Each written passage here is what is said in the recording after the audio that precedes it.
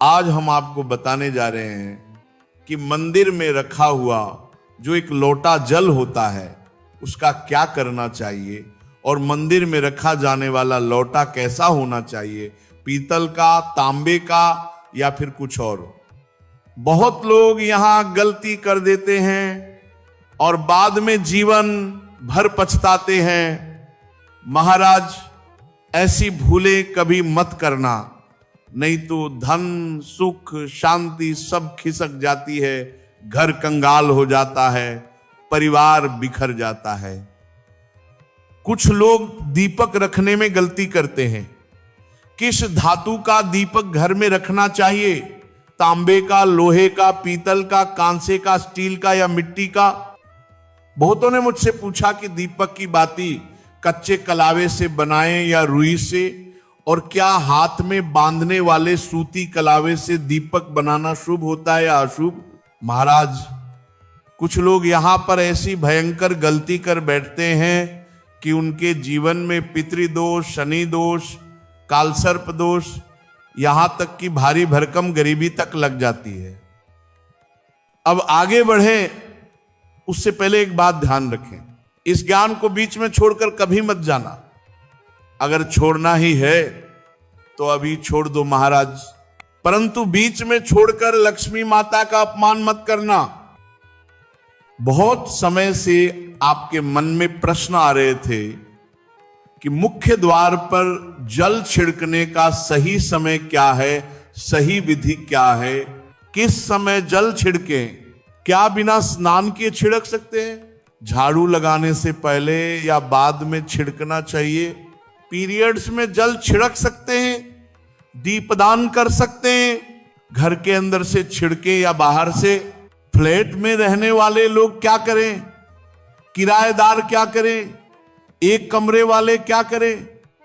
आज आपकी सारी शंकाएं महाराज एक एक कर दूर हो जाएंगी। महाराज, पहले जानते हैं कि घर के बाहर या अंदर दीपक जलाने के 5 महान लाभ क्या है। ये 5 लाभ सुनकर आप चौंक जाएंगे, दंग रह जाएंगे। पहला लाभ, घर का अंधकार और नकारात्मकता दूर होती है। जब घर में दीपक जलता है वहां से अंधकार भागता है, नकारात्मकता कोसों दूर चली जाती है और सकारात्मक ऊर्जा का वास हो जाता है। जहां प्रकाश है वहां परमात्मा का वास है महाराज, और जहां अंधकार है वहां परेशानियां, बुरी शक्तियां और विघ्न बाधाएं प्रवेश करती हैं। तेल से जले दीपक का प्रभाव उसके बुझने के आधे घंटे तक रहता है और शुद्ध देसी घी का दीपक बुझने के 4 घंटे बाद तक वातावरण को पवित्र रखता है। दूसरा लाभ, वैज्ञानिक रूप से घर की शुद्धि होती है। घी या सरसों के तेल के दीपक से उठने वाला धुआं वातावरण को सात्विक करता है, हवा में फैले अदृश्य हानिकारक कणों का नाश करता है और हवा को पवित्र करता है। तीसरा लाभ, घर में सुख समृद्धि का वास होता है। सुबह और शाम भगवान के सामने दीपक अवश्य जलाना चाहिए। पूर्व दिशा में दीपक रखने से दीर्घायु, उत्तर दिशा में दीपक रखने से धन समृद्धि बढ़ती है। दीपक हमारे जीवन के अंधकार को भी दूर कर देता है महाराज। चौथा लाभ, बीमारियां दूर होती हैं। यदि आप दीपक में एक लौंग डालकर जलाते हैं तो चर्म रोग और कई प्रकार की बीमारियां अपने आप दूर होती चली जाती हैं। 5वां लाभ, शुभ शक्तियां आकर्षित होती हैं। जिस घर में रोज दीपक जलता है महाराज, वहां कभी अंधकार नहीं ठहरता, वहां सदैव सुख, शांति, समृद्धि और शुभ शक्तियों का आगमन होता है। अब प्रश्न आता है, मुख्य द्वार पर जल छिड़कने का सही समय क्या है? महाराज सुनिए, जल का छिड़काव सूर्योदय से पहले होना चाहिए। रात को सोने से पहले रसोई में एक पात्र में जल भरकर रख दीजिए। तांबे का हो तो उत्तम, पीतल चलेगा, स्टील भी चलेगा। गंगा जल हो तो डाल दें, न हो तो केवल शुद्ध जल भी पर्याप्त है। सुबह उठकर सबसे पहले हथेली का दर्शन कीजिए, फिर माता पृथ्वी को प्रणाम कीजिए, फिर दाहिना पैर भूमि पर रखें और फिर रसोई में जाकर जल उठाएं। इसके बाद मुख्य द्वार खोलकर जल छिड़क दें। माता लक्ष्मी का ध्यान करें। हे माता, मेरे घर में प्रवेश करें, मेरे घर को समृद्ध करें और अपने पितरों को नमन करें, क्योंकि दहलीज पर ही पितरों का वास माना गया है। अब एक बड़ा प्रश्न, क्या जल छिड़कने के लिए स्नान आवश्यक है? नहीं महाराज, यह उपाय स्नान से पहले ही किया जाता है। उठकर तुरंत करना है, बिना स्नान किए। झाड़ू लगाने का प्रश्न, झाड़ू के बाद नहीं, जल छिड़कने के बाद झाड़ू लगाते हैं। अब बात पीरियड्स में क्या किया जा सकता है? महाराज, जल छिड़कना पीरियड्स में भी कर सकती हैं, परंतु दीपदान नहीं। दीपदान शुद्ध के बाद ही किया जाता है। फ्लैट में रहने वाले क्या करें? किराएदार क्या करें? एक कमरे वाले क्या करें? महाराज, जहां आपकी नेम प्लेट है वही आपका मुख्य द्वार है, उसी पर जल छिड़केंगे, वहीं दीपदान करेंगे।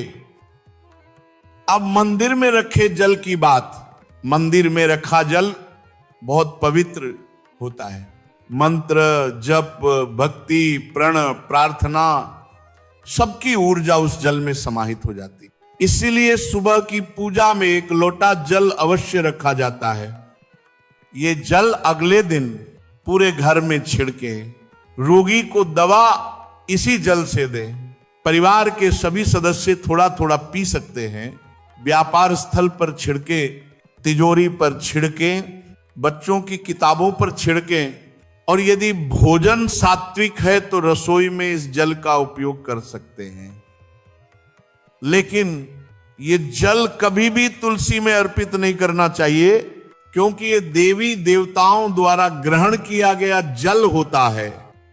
हाँ, लड्डू गोपाल या राधा कृष्ण को अर्पित जल अगले दिन तुलसी में चढ़ाया जा सकता है। अब दीपक की धातु, स्टील का दीपक अशुभ, लोहे का दीपक शनि को क्रोधित करता है, कांच का दीपक राहु केतु को नाराज करता है। इसीलिए ये घर में कभी नहीं रखने चाहिए। शुभ क्या है? तांबे का दीपक, पीतल का दीपक, मिट्टी का दीपक, ये तीनों घर में सुख, समृद्धि और लक्ष्मी का वास कराते हैं। दीपक की बाती, कच्चा कलावा और रुई ये शुभ। हाथ में बांधे जाने वाले सूती धागे से बाती बनाना अत्यंत अशुभ। ऐसा करने से घर में क्लेश, विवाद और गरीबी प्रवेश करती है। अब मंदिर की घंटी, महाराज, यह अनोखा रहस्य है। शिव पुराण, विष्णु पुराण, लिंग पुराण सभी कहते हैं जिस क्षण आप मंदिर में घंटी बजाते हैं, उस क्षण पृथ्वी पर हो रहे सारे तीर्थों के पुण्य, सारी साधनाएं, सारे जप तप आपके नाम पर लिख दिए जाते हैं। घंटी का नाद वातावरण को पवित्र कर देता है, परंतु मंदिर के भीतर ताली बजाना वर्जित माना गया है, क्योंकि ताली से कई सूक्ष्म कंपन टूटते हैं।